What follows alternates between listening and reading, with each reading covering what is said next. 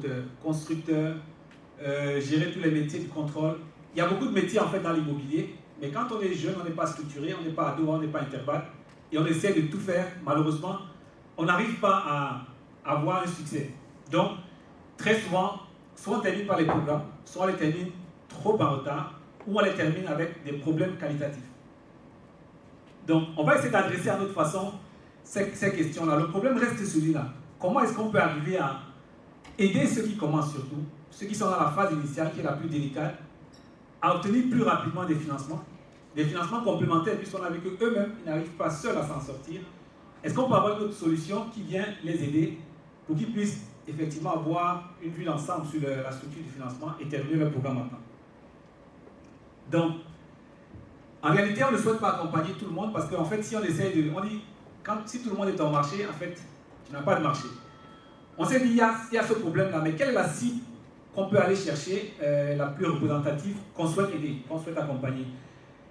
On veut des promoteurs immobiliers qui choisissent d'aller dans des petits programmes. Encore une fois, ça fait partie des problèmes qu'on a constatés. On commençait avec des promoteurs qui voulaient faire 200 logements. C'est beau quand on calcule les milliards sur papier, mais c'est mieux quand on a quelques millions dans la vraie vie. Donc, l'idée, c'est de voir des promoteurs qui recherchent des financements pour faire de tout petits projets. Ça peut être un très grand projet, mais qu'on le fasse de manière à commencer entre 5 et 25 logements. Et nous nous sommes positionnés sur du moyen et haut standing, destiné essentiellement à la vente. Donc nous ne sommes pas sur du locatif. Ça va être compliqué de faire du locatif et d'apporter des financements qui vont être sur du court terme. Alors, actuellement, comment ça fonctionne? Un jeune promoteur qui a son projet, qu'est-ce qui se passe? Il va à la banque. On a eu beaucoup de banquiers ici. Il va à la banque et la plupart du temps, il se débrouille tant bien que mal à avoir le terrain. Et malheureusement, dans la pratique, il y en a qui sont arrivés à la banque même sans avoir terminé d'acheter le terrain. Et bon, on va faire l'hypothèse qu'il a acheté le terrain. Ce qui se passe normalement, dans certains cas, il arrive à concevoir un projet. Dans d'autres cas, il n'arrive pas. Mais l'idéal, c'est que, en fait, dans un cheminement normal, le promoteur, au moins, a le terrain, arrive à faire une conception du projet, de qu'est-ce qu'il va vendre, va chercher les acquéreurs, soit des acquéreurs qui définitivement se portent acquéreurs, ou bien des personnes qui ont des intentions fermes. À la banque, la plupart du temps, on avait des gens qui venaient avec un beau projet dans un classeur, et on demande, est-ce que vous avez des acquéreurs? Non.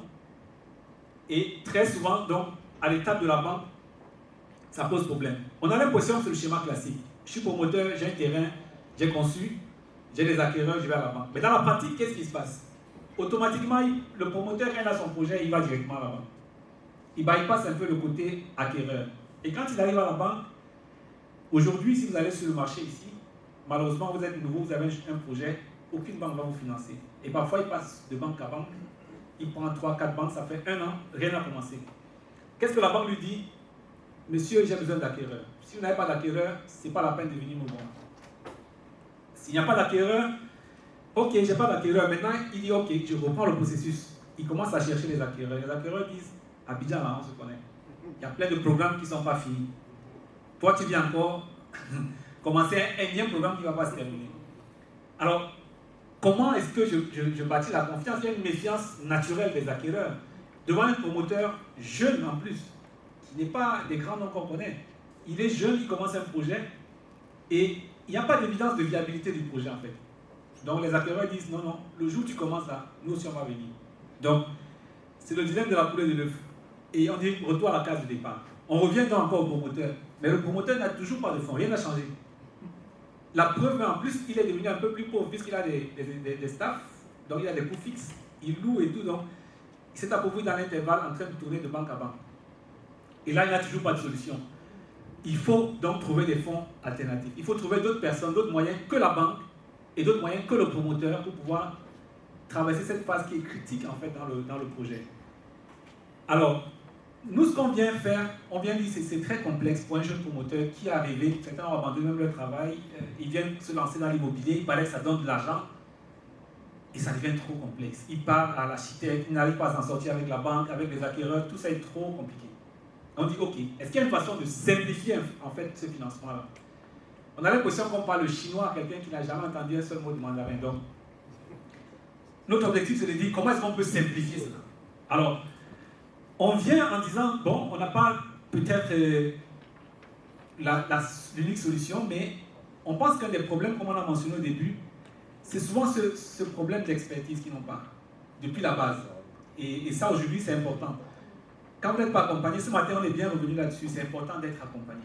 Quand on n'est pas accompagné, quand on n'a pas la bonne expertise, c'est un problème. Donc, nous, ce qu'on vient de dire, il faut qu'on commence par des expertises qui sont adaptées, chacun dans son métier. Donc, ce qu'on dit, Finimo vient avec un guichet unique dans lequel on rassemble des compétences avérées, des professionnels dans leur domaine respectif qui viennent compléter ce que la jeune équipe ne peut pas mettre en place.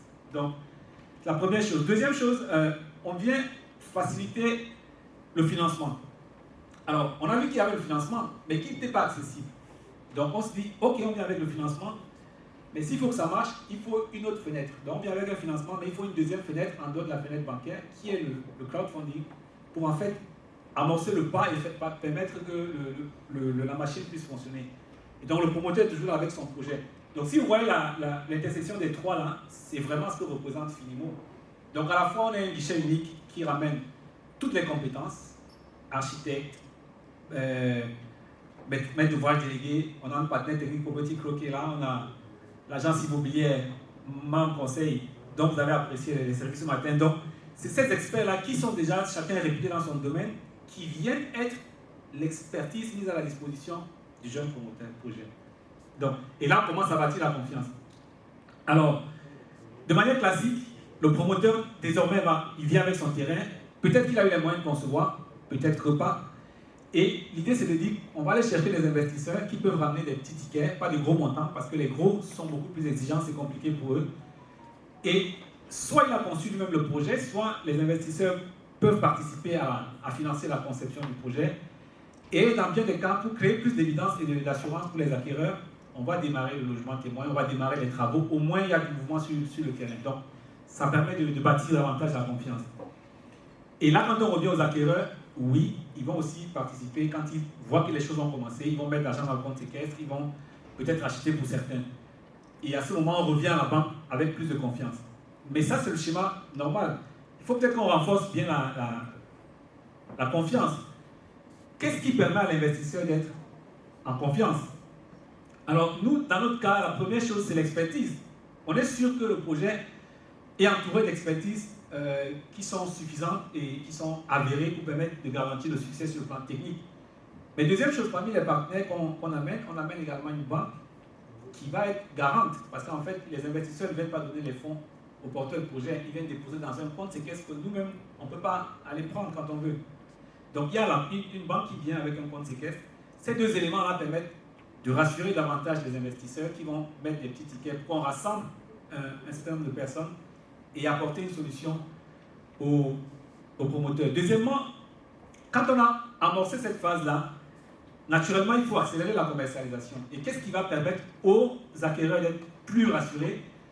Forcément, c'est d'abord le démarrage des travaux. Ça veut dire qu'on peut avoir des fonds, avant d'être parti à la banque, des fonds alternatifs qui viendront des privés pour permettre de démarrer les travaux. On a notre agence partenaire qui intervient en amont déjà pour évaluer le projet, pour savoir si commercialement ça tient la route et qui démarre en même temps que les travaux, la commercialisation. Donc, c'est un élément qui va accélérer en fait la confiance de l'acquéreur. Et on allait encore plus loin. On s'est dit, bon, la plupart du temps, on est intéressé, mais on a besoin de savoir quelles sont ses capacités. À partir du logement choisi dans la plateforme, on peut simuler pour voir déjà, au lieu d'aller dans la banque. Et ça, par expérience, on a eu des banques où des groupes sollicitaient la banque pour avoir seulement un retour de simulation, ça prenait des semaines. Et donc, on s'est dit, bon, on va intégrer un simulateur à l'intérieur. À partir de là, on peut simuler son logement à partir de ces conditions particulières et voir à quoi ça ressemble à peu près son schéma de financement de son logement. Donc là, on a un acquéreur qui est beaucoup plus rassuré. Et en plus du simulateur, on a prévu, en démarrage de projet, recueillir auprès des banques qui existent des offres pour les particuliers par rapport à ce projet-là, qu'on intègre là directement. Donc ils peuvent simuler même, et en fonction des résultats de la simulation, on peut voir s'il y a une banque qui correspond, et automatiquement on fait le matching, on transmet à l'agence, à la banque, et notre agence immobilière partenaire aussi continue à prendre le relais pour permettre de suivre et d'arriver au bout. Donc ces deux conditions mises en place rassurent en fait l'investisseur, mais en même temps accélèrent la commercialisation. Et là, on pense que quand on revient à la banque, après, on n'a pas le même langage. Et en plus, on accompagne parce que je suis banquier, donc je parle à mes confrères, on se comprend. Donc on va mieux se comprendre quand les éléments seront préparés. Depuis hier, ce matin, on parle de la structuration, de la professionnalisation. Préparons les dossiers, anticipons.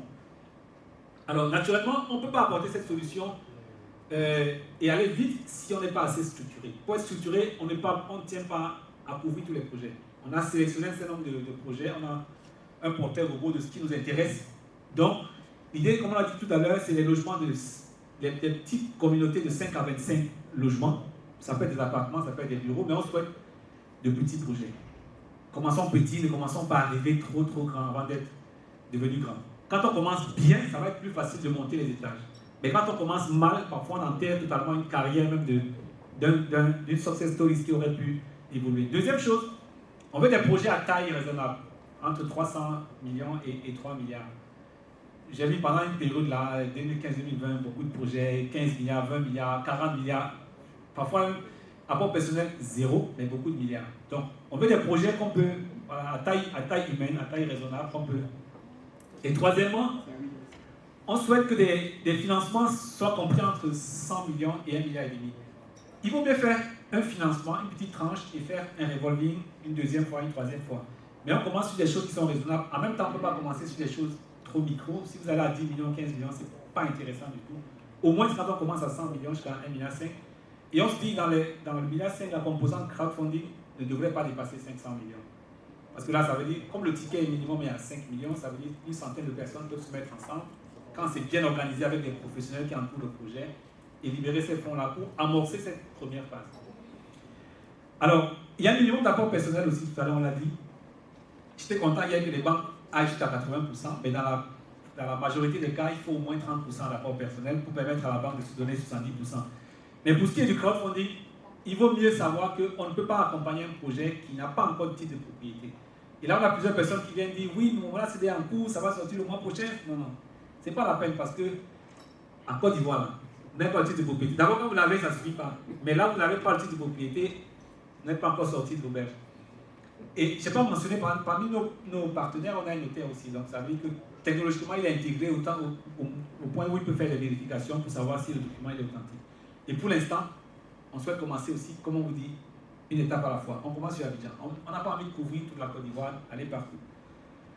Alors, globalement, un jeune promoteur, un projet qui est nouveau, quelqu'un qui commence, en adoptant cette démarche-là rapidement, on a 3 points. Premièrement, on peut obtenir plus rapidement des financements.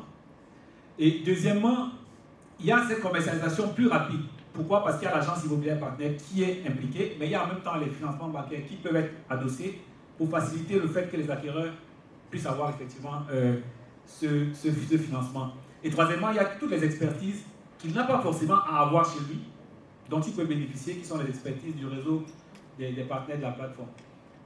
Alors, mais pour que tout cela soit possible, il faut qu'on ait un portrait aussi robot de l'investisseur passif, celui qui va venir mettre ses fonds pour aider à ce que ça se passe. C'est les personnes on n'est pas dans le long terme, parce qu'on a dit on développe pour pouvoir vendre. On accompagne des personnes qui veulent développer pour pouvoir vendre. Donc, l'idée c'est d'avoir des petits tickets. Quand on dit petits tickets, on pense à 5 millions, des tickets de 5 millions. On peut en avoir plusieurs, mais bon, c'est des tickets de 5 millions. Ce n'est pas non plus des tickets de 100 000, parce qu'on n'a pas envie d'avoir des petits épargnants qui n'arrivent pas à vivre. Pour financer l'immobilier, il faut avoir de la réserve. Si on n'a pas de réserve, ce n'est pas la peine de venir. Et ce n'est pas la crypto où on va multiplier à des taux de rendement, ce n'est pas non plus agro-business. On reste sur des rendements qui vont être raisonnables, qui sont compatibles avec le métier. Donc on va être davantage sur du 12 à 18% brut. Bon, pour ceux qui connaissent l'argumentation en Côte d'Ivoire, il y a quelques impôts qui seront grévés, mais à différentes phases du projet, on peut avoir ces niveaux de rendement-là. Alors, donc forcément, on s'est inscrit sur une niche. Parce que l'objectif pour nous aussi, c'est de valoriser les petites communautés. Ce n'est pas la peine d'avoir... Quand vous avez 200 voisins, en fait, vous n'avez pas de voisins. Et si vous avez des petites communautés de 5 à 25 familles qui vivent ensemble, c'est vraiment une petite communauté où les gens peuvent se fréquenter et recréer un cadre de vie qui n'est pas comme dans les cités qui sont extrêmement grandes où c'est arrivé une relation impersonnelle. On a aussi ce côté-là qu'on recherche. Et deux, c'est une niche qui n'y a pas. Hein. J'ai eu des amis qui cherchent pendant 1 an des communautés comme celle-là, un peu homogènes, bien fermé, les gated community, comme on voit ailleurs, bien. Il n'y a pas toujours. Quand il y en a, c'est parti. Deuxièmement, on essaie de maîtriser le risque. avec les expertises qu'on rassemble et avec le mécanisme de sécurisation des fonds, en faisant intervenir un partenaire bancaire pour le compte séquestre, en plus de l'accompagnement qu'on fait. Et troisièmement, il y a le rendement. Donc il y a tous ces éléments qui permettent de rassurer l'investisseur que oui, ça va être quelque chose d'intéressant. Donc, alors, ça c'est comme vous pouvez voir sur la plateforme, si vous allez sur finimo.ci, actuellement c'est en ligne, on peut voir. Et vous allez voir les différents partenaires qui peuvent s'inscrire. Et là aussi, bon, ça se présente en interne, on n'a pas le temps de rentrer dans le détail.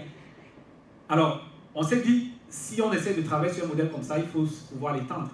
On n'est pas obligé de travailler tout seul, donc on a prévu aussi une rubrique pour les apporteurs d'affaires, ceux qui sont des professionnels qui veulent travailler avec éthique et professionnalisme, peuvent rejoindre aussi pour servir de relais par rapport à cela. Il y a une section et tout est documenté sur le site internet, on peut voir. Il y a des questionnaires, c'est très technique, il y a beaucoup de choses comme question. 15 minutes, c'est trop peu, mais sur le site, il y a une fois aux questions pour les promoteurs assez détaillées, il y a une fois aux questions pour les investisseurs aussi assez détaillées. Et bon, les process, on va vraiment passer rapidement. Il me reste combien de temps?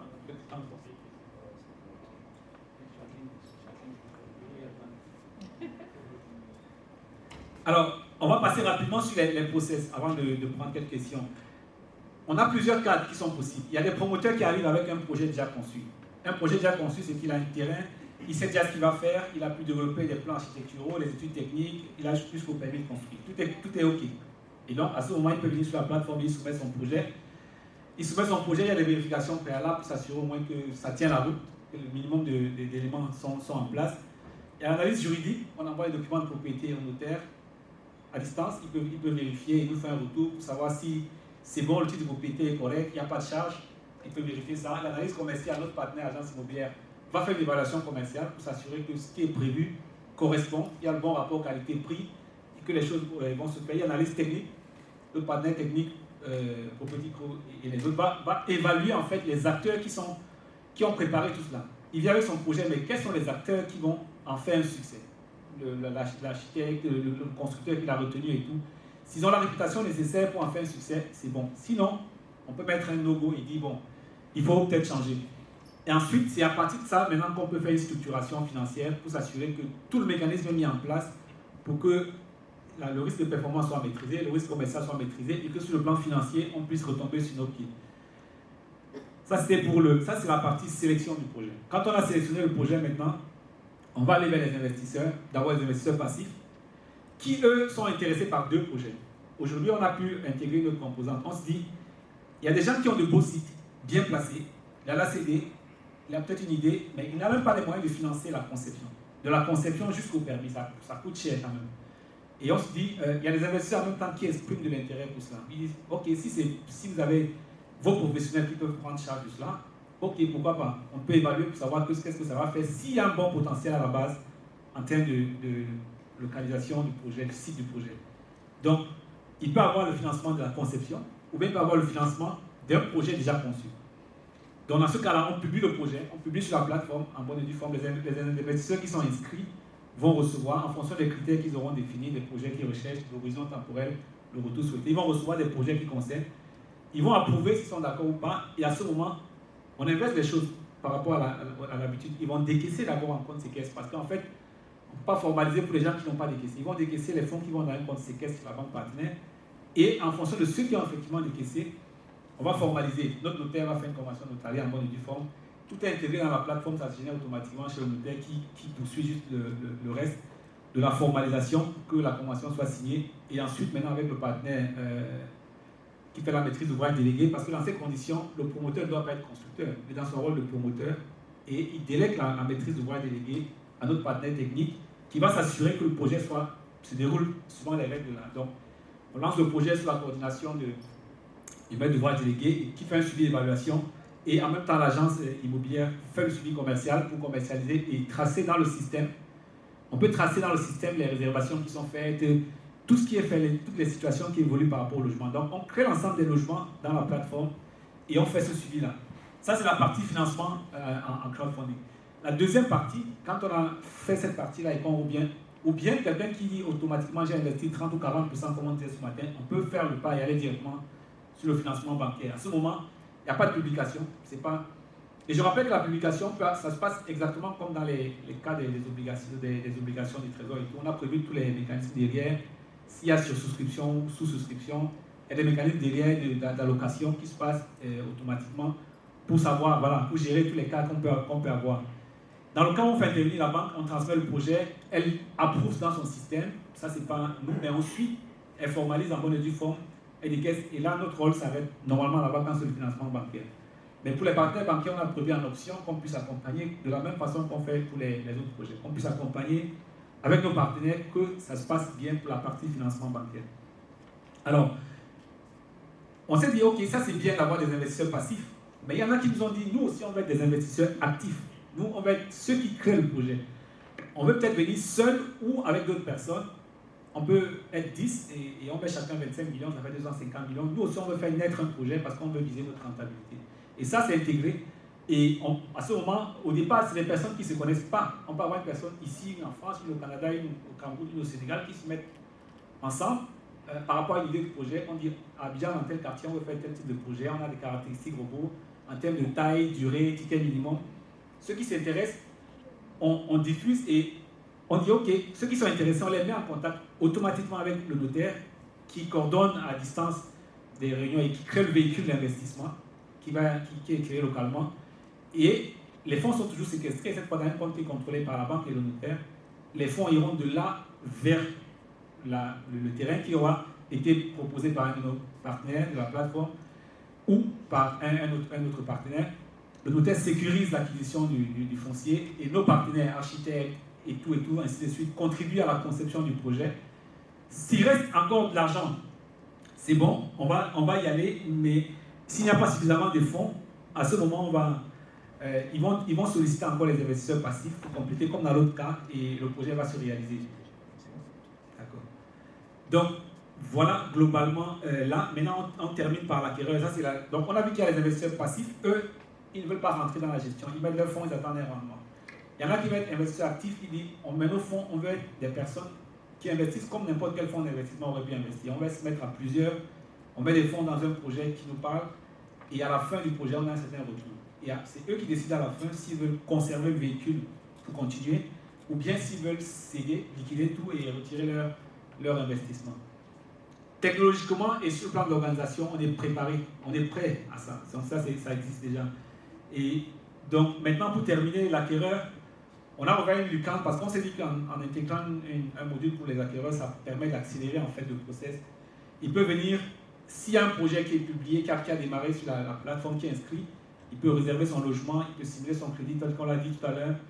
Et s'il y a une offre bancaire qui correspond à ces critères, automatiquement on fait une mise en relation. Bon, la banque ne s'interconnecte pas. On n'a pas souhaité s'interconnecter parce que ce n'est pas nécessaire.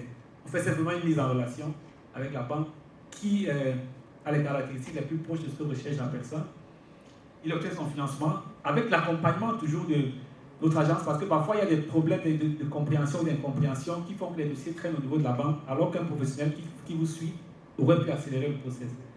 Et à ce moment, la banque règle en bonne et due forme. Et hier, on a parlé, ce matin encore, la remise des clés, parfois ça se passe, il y a beaucoup de vices. Donc ce qu'on souhaite, c'est que notre partenaire technique s'implique encore dans la préréception technique pour qu'après, on ne parte pas et qu'on nous dise oui, on a pris, après il y avait des problèmes sur le logement. Donc en fait, on ne souhaite pas que les acquéreurs ou que les promoteurs soient seuls. Il faut qu'ils soient accompagnés par de véritables professionnels pour qu'en fait le modèle puisse continuer entre les mains de véritables professionnels. Donc voilà ce qu'on avait à échanger là-dessus. Et pour nous retrouver sur www.infinimo.ci. Nous sommes dans la phase de démarrage. Actuellement, on a quelques projets dans cette phase de conception. Avec nos partenaires, on est en train de travailler. C'est vraiment ce trimestre que on a démarré la phase opérationnelle.